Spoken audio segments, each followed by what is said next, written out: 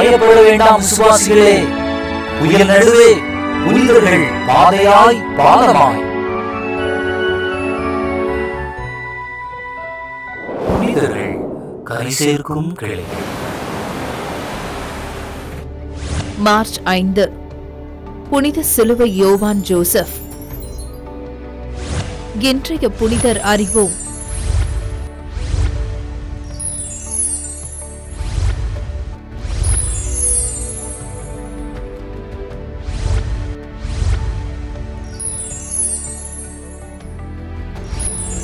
செல்வமிக்க குடும்பத்தில் பிறந்தாலும் எளிய வாழ்வை வாழ்ந்தார். பட்டினி கிடந்து இறைவனது மாட்சியை காண விரும்பினார். 24 வயதில் சபையின் நவதுறவிகளுக்கு பயிற்சியாளராக விளங்கினார். தனது உடல் உழைப்பை கொடுத்து துறவு மடத்தை உருவாக்கினார். துறவு மடத்திற்காக விதிமுறைகளையும் சட்டங்களையும் உருவாக்கினார். ஆறுதலும் நலமும் கிடைக்கும் என்று இவரது தொடுதலுக்காக மக்கள் காத்திருந்தார்கள். இன்றைய புனிதரிடம் இருந்து கற்போம். 1. எளிமை.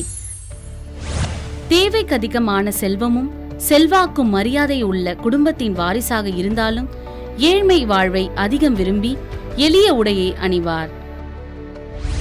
2. பயிற்சியாளர். தனது 16வது வயதில் பிரான்சிஸ் சபையின் ஒரு பிரிவாகிய அலங்காந்தர் பிரிவில் சேர்ந்தார். தன்னுடைய 24வது வயதில் சபையில் உள்ள நவ துறவிகளுக்கு பயிற்சியாளரானார். 3. நற்பண்புகள். நீண்ட நேரம் கண் விழித்து தொலைக்காட்சி பார்க்க சொன்னால் நம்மால் முடிகிறது.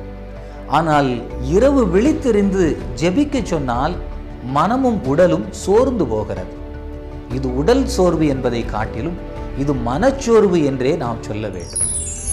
தினமும் இரவு 3 மணி நேரம் மட்டுமே உறங்கி மற்ற நேரங்களில் ஜெபித்தார். இன்றைய புனிதர் தினந்தோறும் 3 மணி நேரம் மட்டுமே தூங்கி மற்ற நேரங்களிலெல்லாம் ஜெபிக்கக்கூடிய அற்புதமான பழக்கத்தை கொண்டிருந்தார். தாழ்ச்சி மற்றும் கீழ்ப்படிதலின் முன்மாதிரியாக வாழ்ந்தவர். 4. துறவு. தனது உடல் உழைப்பால் அபிலா என்ற இடத்தில் ஒரு மடத்தை உருவாக்கி அதற்கான விதிமுறைகளையும் வகுத்தார். திராட்சை ரசத்தை பருகாமல் கடுமையான ஒருத்தல் வாழ்வு வாழ்ந்தார். 5. கீழ்ப்படிதல். யோவானுடைய ஜபத்தவ வாழ்க்கை முறையை கண்ட தலைமை துறவி அவரை குருவாகுமாறு வேண்டுகோள் விடுத்தார். துறவியாகவே வாழ விரும்பினாலும் தலைமை துறவிக்கு கீழ்ப்படிந்து குருவானவரானார். 6. புதுமை. யோவான் நோயாளிகளை தொட்டாலே அவர்கள் குணம் பெற்றார்கள். மருத்துவமும் ஆறுதல் குணமும் கொண்ட இவரது தொடுதலுக்காக மக்கள் காத்து கொண்டிருந்தார்கள். நிரம்பிய பாத்திரத்தில் நீர் ஊற்ற முடியாது, காலியான பாத்திரத்தில் ஊற்ற முடியும். அதே போல இன்றைய புனிதர் பணிவோடும் தாழ்ச்சியோடும் விளங்கிய காரணத்தால் இறை ஆசீர்வாதத்தால் இறை வல்லமையால் அவர் நிரப்பப்பட்டார். 7. வரம். மக்களின் இதயங்களை வாசிக்கும் ஆற்றலும் ஒரே நேரத்தில் 2 இடங்களில் நின்று போதிக்கக்கூடிய வரமும் பெற்றிருந்தார். 8.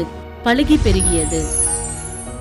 கடும் பஞ்சம் நிலவிய போது குறைவான உணவுப் பொருட்களை ஆசிர்வதித்து பழுகி பெருகச் செய்தார். இதனால் இறைவாக்கினர் எலியாவை போன்று பசியால் வாடிய மக்களின் பசியை போக்கினார். 9. மரியன்னை பக்தி. அன்னை மரியாள் மீது மிகுந்த பக்தியும் பாசமும் கொண்டிருந்த யோவான் மருத்துவ தொடுதலுக்காக தன்னிடம் வந்த அனைவரிடமும் அன்னையின் பக்தியை பரப்பினார். அன்னையிடம் தஞ்சம் அழகையும் அஞ்சும் என்பதற்கு ஏற்ப வாழ்வில் அவருக்கு நேரிட்ட இன்னல்களை எல்லாம் அன்னையின் மீது கொண்ட பக்தியின் வழியாக வென்றெடுத்தார். எளிமையே உருவாக திகழ்ந்த யோவான் 1739ஆம் ஆண்டு இதே நாளில் இறந்தார்.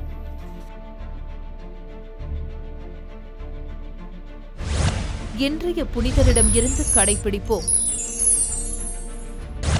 உடுத்த மாடைகளில் நம் ஆன்மீகத்தை வெளிப்படுத்துவோம். எளிமையான தூய்மையான பகட்டற்ற ஆடைகளை அணிவோம். குருக்கள் இறைமக்களின் இதய ஆவல்களை உணர்ந்து அவர்களின் தேவைகளை சந்திக்க முன்வருவோம். தொடுதல் உணர்வு தரும் அக்கறையை குருக்கள் தங்கள் பணித்தலங்களிலும் குடும்பத்தினர்கள் தங்கள் இல்லங்களிலும் குறிப்பாக முதியவர்களிடம், நோயினால் வாடுபவர்களிடம் வெளிப்படுத்துவோம். பசி, பட்டினியால் வாடுகிற மக்களின் துயரை துடைக்க ஜெபிப்போம். நம்மாலான உதவிகளை செய்வோம்.